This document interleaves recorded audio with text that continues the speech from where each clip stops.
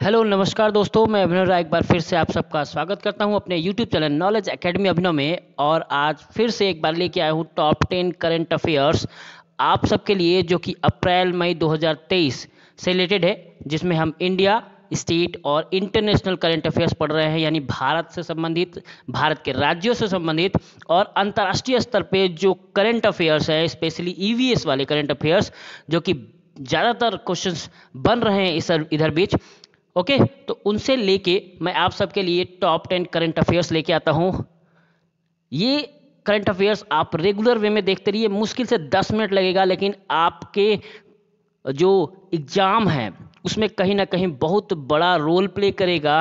अगर एक एक क्वेश्चन के लिए यहाँ पे कंपटीशन बढ़ जाता है, ठीक, तो ये आपके लिए बहुत ही मददगार साबित होगा। मुश्किल से 10 मिनट पूरा वीडियो देखिए, क्वेश्चन देखिए और लेवल देखिए, बहुत ही बेहतरीन क्वेश्चन है ये। ओके, तो चलिए स्टार्ट करते हैं। जो चैनल पे नए हैं चैनल को सब्सक्राइब कर लीजिए, क्योंकि सीडीपी, पैडागोजी यानी शिक्षक से रिलेटेड और सुपर टेस्ट से रिलेटेड, साथ ही साथ करेंट से रिलेटेड जो वीडियोस हैं वो आपके लिए मैं लेके आता हूँ बेहतरीन क्वेश्चन के साथ। ओके, तो और जो पुराने हैं प्लीज़ पूरा वीडियो देखिएगा और देख के क्वेश्चंस करने का प्रयास करिएगा, समझने का प्रयास करिएगा। बहुत ही बेहतरीन और अच्छे अच्छे क्वेश्चंस आपके लिए लेके आया हूँ। चलिए स्टार्ट करते हैं। तो सबसे पहला है,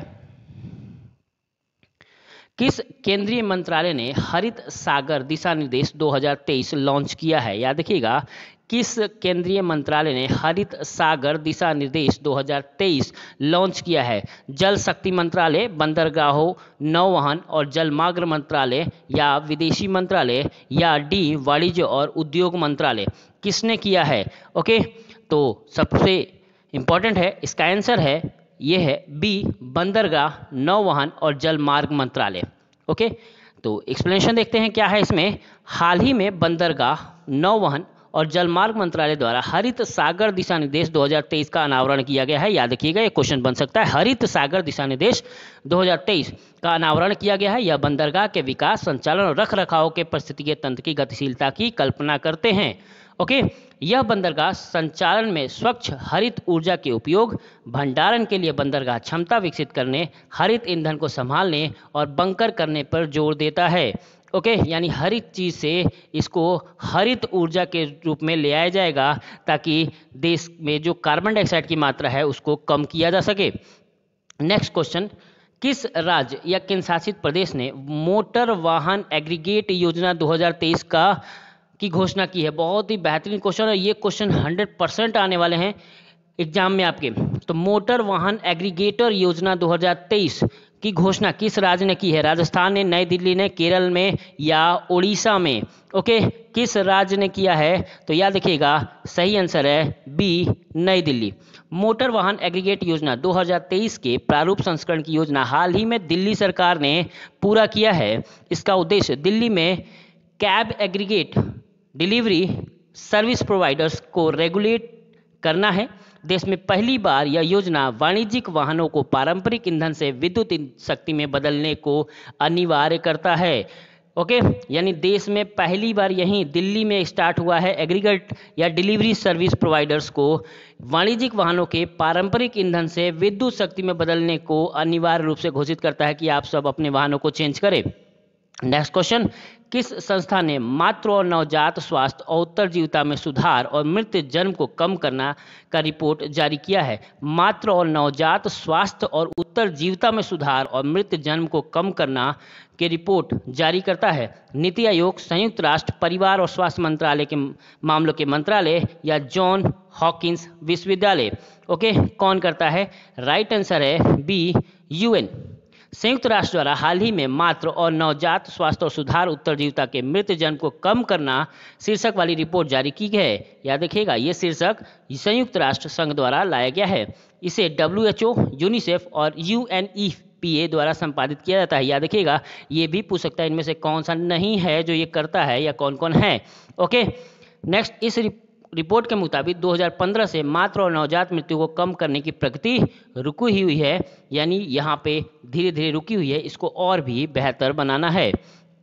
नेक्स्ट है बुद्धम शरणम गच्छामि प्रदर्शनी का उद्घाटन हाल ही में किस राज्य या केंद्र शासित प्रदेश में किया गया है।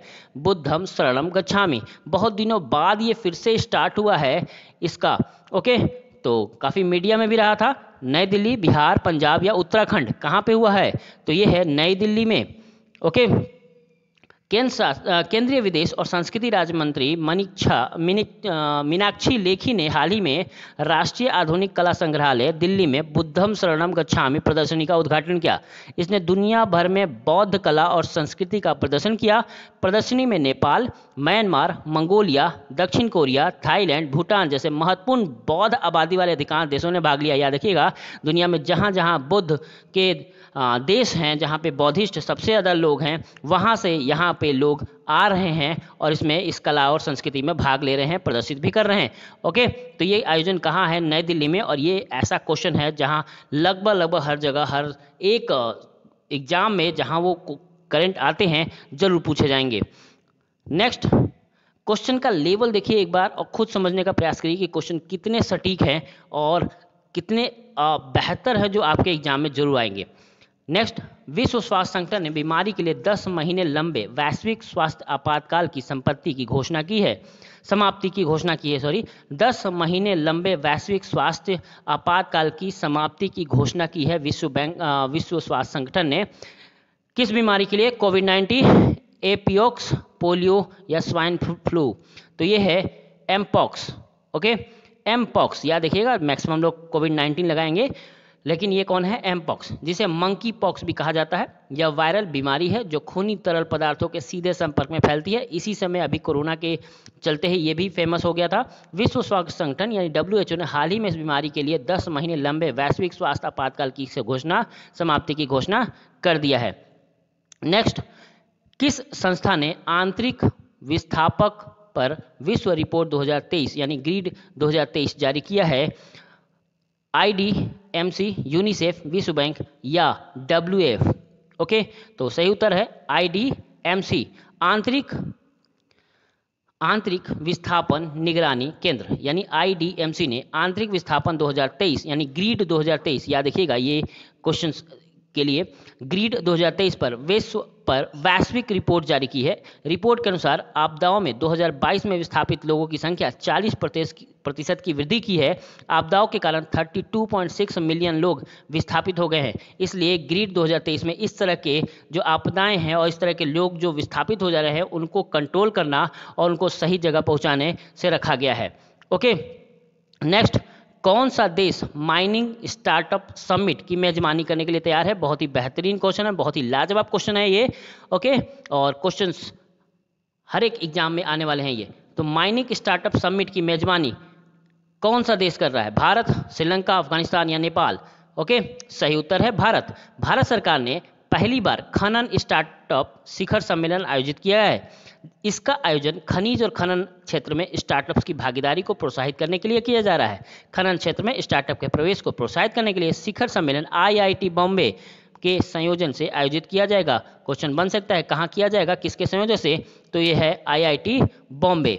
ओके, नेक्स्ट, समाचारों में रहा रेट्रोफिटमेंट किस क्षेत्र से संबंधित है? याद रखिएगा, रेट्रोफिटमेंट ओके किस क्षेत्र से संबंधित है? संस्कृति, विद्युत गतिशीलता, वित्त या खेल से? तो सही उत्तर है विद्युत गतिशीलता।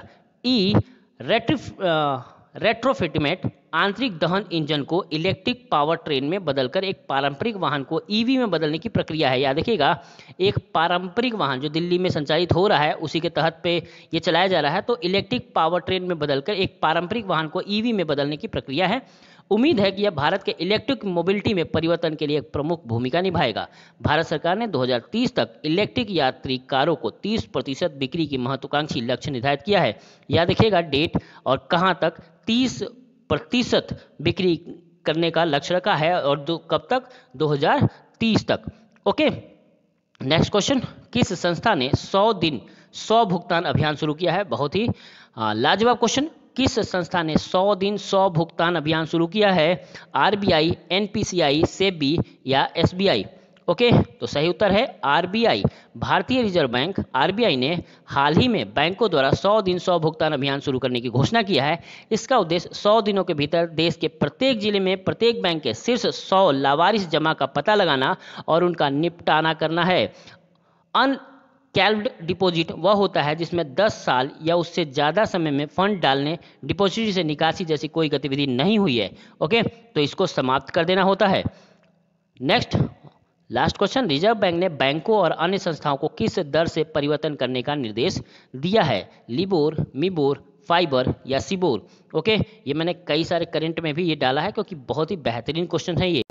तो सही आंसर है लिबोर। आरबीआई ने बैंकों के अन्य विनिमय संस्थाओं को 1 जुलाई से लंदन इंटरनेट ऑफर रेट को दूर जाने का निर्देश दिया है। यानी लिबोर ब्याज दरों का एक सेट है जिसकी गणना बड़े वैश्विक बैंकों द्वारा प्रस्तुत की जाती है। ब्रिटिश वित्तीय अधिकारियों द्वारा 2017 से यह पता लगाने के बाद कुछ बैंकों ने गलत डेटा प्रदर्शन करने के संदर्भ में हेरफेर करने का फैसला किया है और इसे ही लिबोर के वैश्विक संक्रमण की आवश्यकता थी और यही वजह है कि लिबोर से चीज़ें हटाई जा रही हैं और सही गणना की जा रही हैं। ओके, तो आज के लिए इतना ही। थैंक यू, नमस्कार। और ज़रूर एक लाइक तो बनता है, तो लाइक ज़रूर कर दीजिए।